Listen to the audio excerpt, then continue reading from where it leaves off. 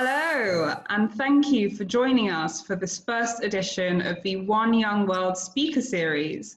My name is Izzy Obeng, a proud One Young World ambassador, having attended the Hague Summit in 2018. I am the founder and director of Foundervine, and we're an international training consultancy that specialises in helping young people build startups from scratch. Given many of you are currently at home while the COVID-19 pandemic plays out, we're here to bring you insight and expertise from the One Young World Counsellor Network. I'm thrilled to be speaking to Paul Polman, who is the co-founder of Imagine and the former longtime CEO of Unilever. We're here to discuss the response of the business community in the wake of COVID-19. And why the sector must step in when governments are overwhelmed. Thank you, Paul, for joining. Hello. Well, thank you, Izzy. It's fun to see you again after The Hague. This is a great way of making use of all of us being locked up. Yes, it is. And I have quite a few questions for you. But before we start things off, how are you coping with this new world that we're living in? Well, it's obviously not something that we want first and foremost. I think we're starting to understand that this coronavirus outbreak is first and foremost a human tragedy that we need to deal with, affecting hundreds of thousands of people. And many tragedies and stories are unfolding, but it's also having not only a growing impact on our global economy right now, but I think at the same time we should also start to think about how we are living in harmony with planet Earth, how we are running this global economy. So being all at home and hopefully taking care of our dear ones' safeties, it's also a point of reflection, not only how we deal with this right now, but also on what we need to do to create this better world afterwards. Absolutely. And in the spirit of reflection, many companies are kind of evaluating how they deal with the crisis as well. So my first question to you is, how can different businesses adapt their missions to create social good in a time of crisis like this? Yeah, well, obviously, many businesses need to reassess where they are. The first thing is a short-term issue.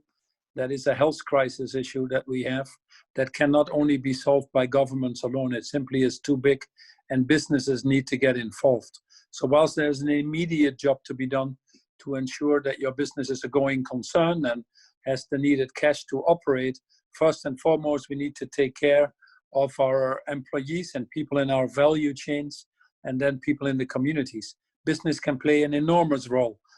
In simple areas like philanthropy, we're starting to see that companies like MasterCard making major donations to the funds, people helping out on the WHO. Obviously, direct donations are in kind. There's a tremendous shortage of supply. We're trying to keep the borders open and working with governments now, but we also need the goods to flow, and obviously in an ethical way, not in making use or abuse of the situation, but in helping. And then business can be a very forceful and effective force in advocacy and in helping shape public policy. We're seeing different responses from different governments around the world, some more successful than others. Places like China, Singapore, Taiwan, Hong Kong getting the crisis now under control, whilst in other countries we've been relatively late or not even started. So business has a role to play to ensure that that we get the right policies in place at the same time as we take the immediate and urgent actions. Absolutely. And for larger businesses that might have, a bit more resource behind them to weather the storm, I'm just wondering, for smaller businesses, what advice would you give in terms of how they can be forward thinking when their immediate survival is at risk?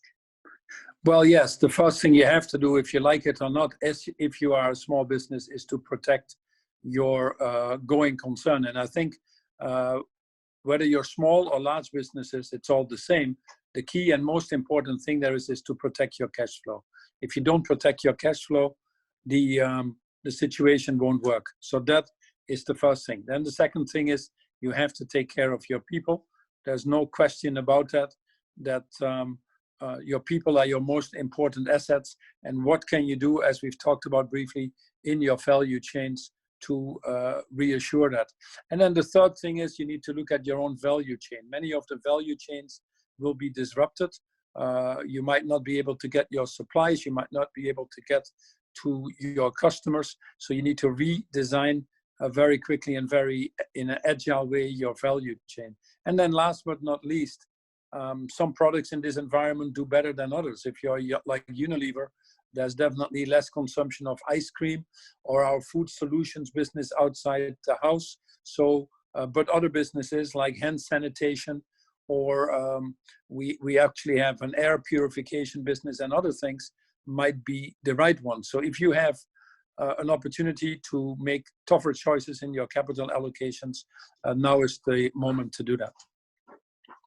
Okay. And so when it comes to businesses, like you say, there'll be some businesses that are just far better suited to weather out the storm than others. But all entrepreneurs will be thinking, okay, this is a very tough situation, but there's also a lot of opportunity for us here to innovate on our current business models. So what advice can you give to entrepreneurs to make their businesses stand out from the pack at a time like this? Well, as we've talked, this offers an enormous opportunity if you're in businesses that can give the immediate short-term reply. For example, if you're in digital businesses, you can probably accelerate your business models. If you're in online education, or if you're in online healthcare, or if this morning I did my own exercises with an online trainer, many businesses that are in the e-commerce thing. So there are some opportunities, obviously, to, if you're lucky enough to make use of where the needs are currently and help solve the current challenges and problems, priority number one. And then the second one is what you need to do if you're, for example, a startup, more difficult than the bigger companies, but you need to first and foremost ensure that you have your cash flow right and that you can sing it out. If you can survive in the current environment, I think you're ready to succeed in other environments. So be more flexible with your cost, delay the hiring of your people, take draconic measures on cost savings. My own little startup called Imagine is doing the same thing. Cash is king. And then obviously if you're in the fundraising rounds, if you're a startup, protect your 9 months cash, consider accelerating your fundraising. There are still opportunities there. If the ideas are there, don't fight for the last point and come on your ladder. Try to get the cash that you need, and then plan for your employee emergencies. You have to be sure that the employees can continue to work, that you want to keep, have them work at home, but have the tools and capabilities to work at home. It requires quite a different way of working, and we need to get ready for that. And then last but not least, I would say overly communicate. We cannot communicate enough. The role of leaders above anything else is to manage this with calm and confidence, and communicate consistently. And that's obviously important. Otherwise, fear and other stories take over. Absolutely. And so when it comes to kind of what businesses can be doing to weather the storm, it's really clear that managing people and ensuring that people have the tools and resources to work effectively at home is one of the most important things. And we're finding at Foundervine, for example, that motivating team members to continue with work when everyone's feeling a bit nervous and anxious at the moment is a challenge that we're seeking to rise to. So just a question related to people, just in terms of showing business leadership in these times of crisis, do you have any advice to entrepreneurs who may be leading small teams that are feeling slightly demotivated on how they kind of get them where they need to get to weather this storm? Well, don't feel demotivated. I know there are incredible challenges, but try to stay positive there, because other mindsets don't lead to anything. And during a crisis that we now have, leadership is more needed than ever, and that's a big void that we need to fill. We can't always predict the challenges we will face in life or in businesses, but we can determine what we do with it and what type of leaders we want when these situations arise. So your question is very pertinent. I have said before, stay calm, operate with confidence, overly communicate, collaborate, because the challenges are bigger than ever, create the communities around you to solve these things, operate with a high level of compassion, and then obviously focus on the cash. But what it requires is, this is an exceptional situation that requires exceptional response. We're all seeing this. And it comes in an era that trust is low and social contacts are broken. So there is an enormous test on our capacity to lead. And leaders, first and foremost, to be successful, need to put humanity at the center of what we do. This is not different from the crises like climate change or inequality, but it needs to be attacked with a higher level of intensity. So lead with humility, lead with compassion, and ground our operations in sustainability, accountability, and equality to overcome the crisis. This is a unique moment, not only to deal with what we have today as leaders, but to also design what we need tomorrow. Adopt a responsibility mindset. This is a critical, fragile moment, and the decisions we now make determine the type of leaders we choose to be. So take that responsibility and step in. And then last but not least, you would not be surprised that I say this, be the purpose-driven leader. You know, prioritize at this moment the health and well-being and the caution we need in the turbulent times, but then also ground your businesses now more than ever in the stronger purpose, and get out of the shareholder primacy or the focus on your own interest, and make these business models work for the interest of society. It's a matter of having people look at you and gain confidence and seeing how you react in this environment, and if you're in control. And that comes from a beacon, that comes from strong values, that comes from a strong purpose-driven model.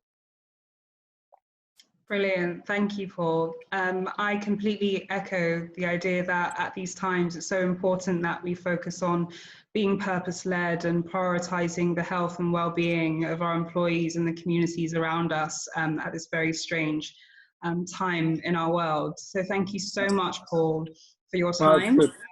We're just the important thing that people realize is that moral courage in times like this is not an oxymoron.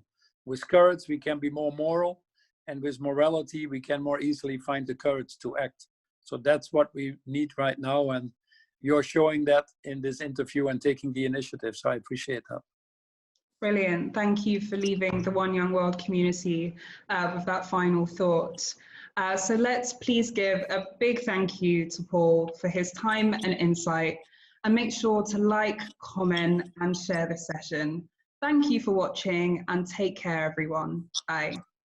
Thank you, Izzy.